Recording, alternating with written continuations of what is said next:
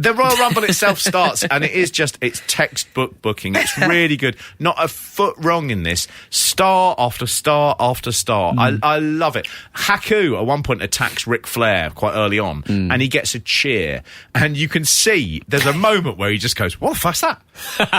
He's never had that. I don't think he's really had it until like much later in his career when he was in Japan recently, where he teamed with his sons as part of, they keep changing their names. They're the Bullet Club now. They were the Gorillas of Destiny. Yes. All this confusing stuff.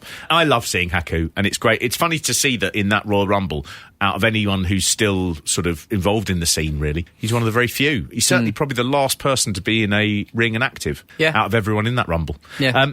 There's some great bits in this. So Sergeant Slaughter gets eliminated, and he goes out like a fucking missile. he goes clong into the turnbuckle. It's brilliant. It's his chance. Listen to me. Get a little break here. Take your time. You got 7 seconds. Boy, is he hurting. Sucking, trying to get that oxygen in that body. And here comes Roddy. Oh, no. Of all the people, anyone but Piper. It's Piper. Roddy Piper. There's a bit halfway where Flair has eliminated the couple of people he was in the ring with, and he's on his own, and in comes Roddy Piper. They'd had a long storied rivalry over the years, dates back to the 70s. Yeah. They were also very good friends in real life, and when Flair had come to WWF, Piper had very much sort of become the person he had the first early feuds with. Right. And he was putting him over, which was unusual for Piper. He didn't really do very many jobs, certainly in the later stages of his career. But the little bit they have, this 2-minute section, is magical. Yeah. Piper's really good at this period. Some beautiful stuff where Flair gives him an inverted atomic drop and Piper just takes a step back and does the eye poke. And it's the best timed eye poke. I mean, watching Piper and Flair just showing you the dance that wrestling can be and dancing it so well in that 2-minute point. That's all you need. And in the middle of everything else as well. A lunatic for them, yeah. I mean, it's a magical little act, that. It's proper good. There is a little Roddy Piper promo that he does as well prior to the Rumble, which is, it's weird because he makes a reference to too many historical figures that are unrelated to what he's doing. Okay. All right, thank you, Gorilla Monsoon and Bobby Heenan. Congratulations are in order for you, Roddy Piper, the new Intercontinental Champion. One more time, baby. Only in America. Where else can a skinny 15-year-old kid come on down and become champion and have a chance at the world champion now? I'm going to go in there next meet, Gene. There are going to be 30 guys. I'm going to have them falling down like President Bush. Thank the good Lord, the Prez got up. Them, they ain't going to be so lucky because I got a dream. I do have a dream, and I got my eye on the prize. Mwah. Yeah, that promo is very much more accurate now because I don't know when President Bush went down, but President Bush has very much gone down now. He's gone down now. Yeah.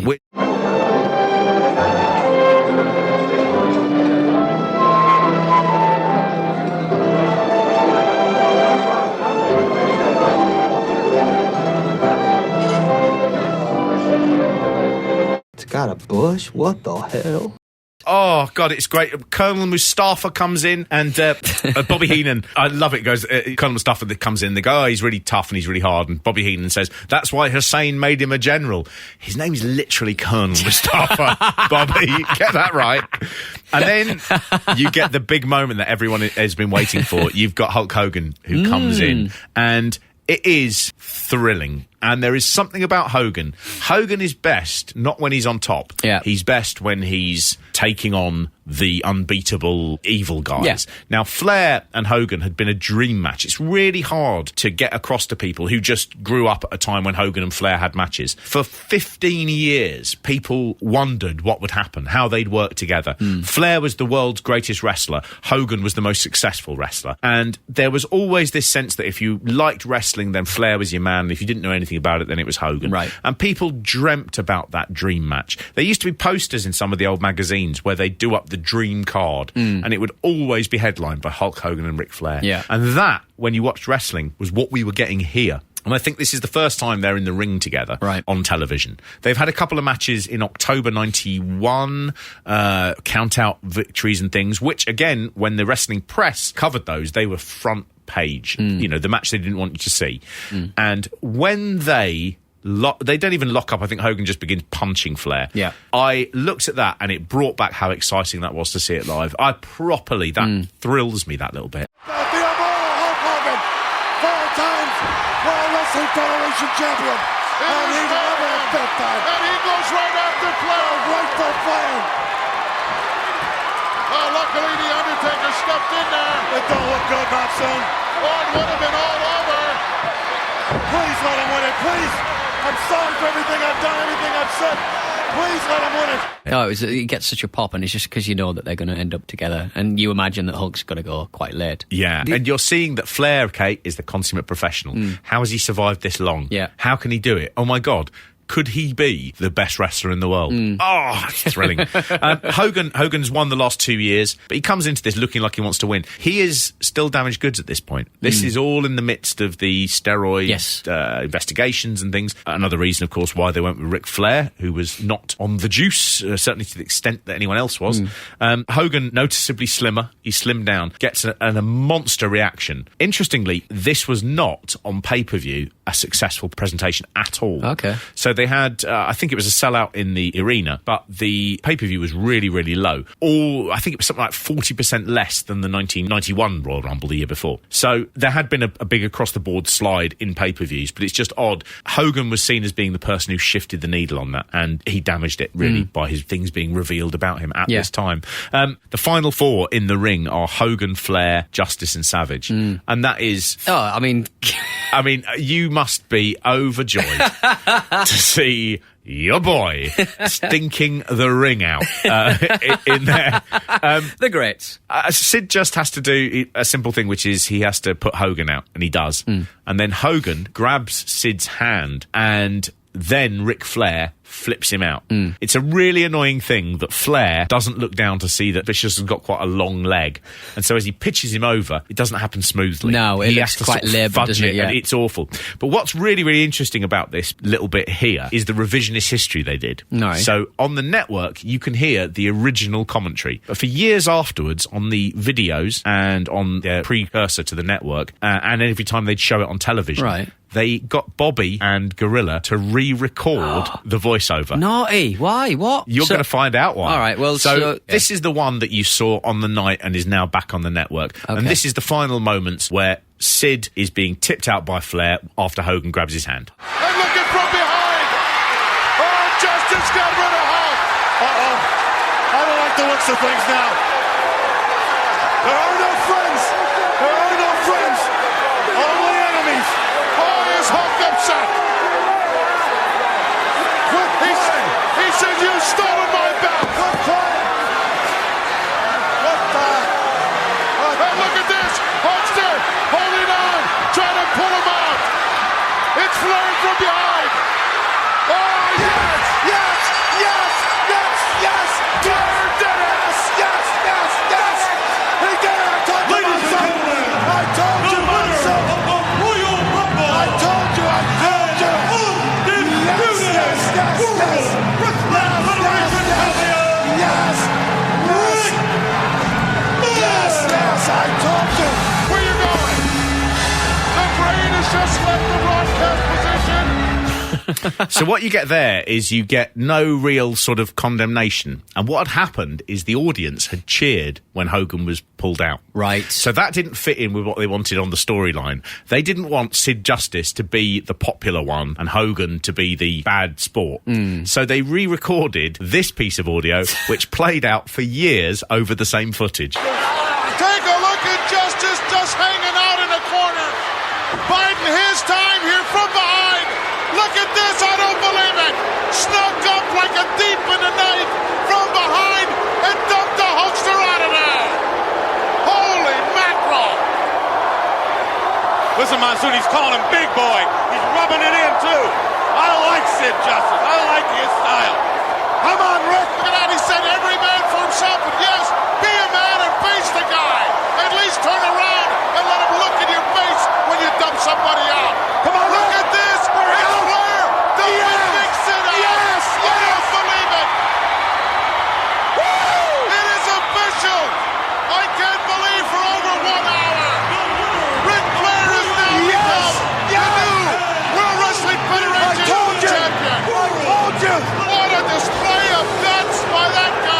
By that guy. By Sid Justice, outsmart that big dummy Hulk Hogan. Yes! What a creep Sid Justice turned out to be! Hey, I'm gonna go, Monsoon. I'm gonna go. Where are you going? Revisionist history. Isn't that interesting? So basically, they put Hulk Hogan shouts in. And Yep, and people booing Sid Justice, dumping him out that wasn't there before. It's a fascinating thing where they liked, obviously they had a storyline they wanted to tell, and actually nobody went with the storyline, so they just pretended they did. Yeah. The WWF were worse than the Korean dictatorship. Stalin. Worse than Stalin, rubbing all those people out. One of the things that is annoying about this is now rightly seen as Ric Flair's great night. But you listen to both of those commentaries and the attention is not on Flair. No. The attention is on Hogan gets thrown out, and Sid Justice, which is the main event that they're building towards for WrestleMania. Yeah. They should have gone with Hogan Flair. They should have definitely gone with that match. It's the one that people wanted to see. They just were too nervous to do it. But what you have here is Flair's greatest night, and especially in that revised one, they're just concentrating on Hogan and Sid. Yeah. And this is very much the story of Flair's career. He was the best, and yet they were going, well, these people are the main event. You are great, but you are not the long-term plan. Yeah. And they never give him that long-term plan. In the actual Rumble itself, Flair leaves the ring almost immediately with his belt, and Hogan and Sid stand there arguing with each other. Yeah. So even on his greatest night, he doesn't get to just hold that belt up and to be, the man. It's a really odd thing to look back. And I'm sure that in retrospect, everyone would go, oh, we should have just made this about Flair, shouldn't we?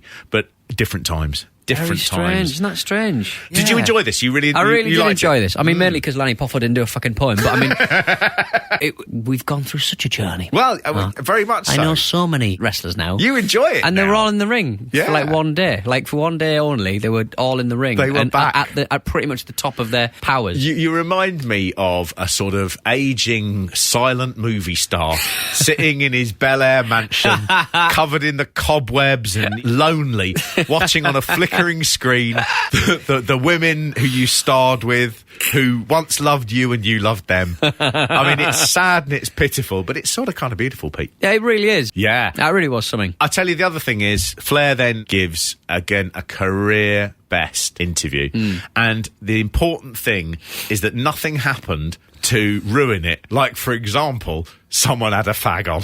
Let me just say, after Vera distorting the belt, they're proclaiming the real world champion. I'm going to tell you all, with a tear in my eye, this is the greatest moment in my life. When you walk around this world and you tell everybody you're number one, the only way you get to stay number one is to be number one. And this is the only title in the wrestling world that makes you number one. When you are the king of the WWF, you rule the world. Okay, very good. Ric Flair, you have made put that cigarette out. You have made World Wrestling Federation history here tonight. It's the greatest moment of my life. I want to jump. I want to party. But I got to tell you like this. For the Hulk Hogans and the Macho Mans and the Pipers and the Sids, now it's Ric Flair, and y'all pay homage to the man. Woo! And you all pay homage to Will you put that cigarette out?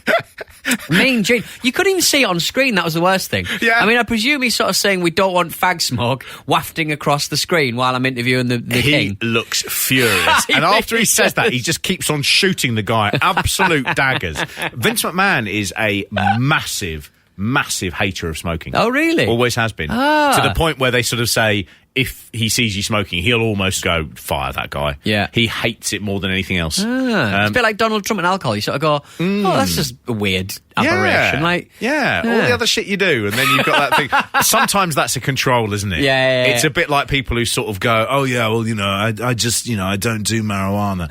And you go, you sort of are doing everything else. That shit monster. fucks you up, man. Like a pro all over. Will you put that cigarette out? Absolute glory. Honestly, if you take anything from the last couple of episodes, it is 100% sit down, watch the Royal Rumble 92. It's a trip down memory lane, and it's better than you remember it being. Damn right.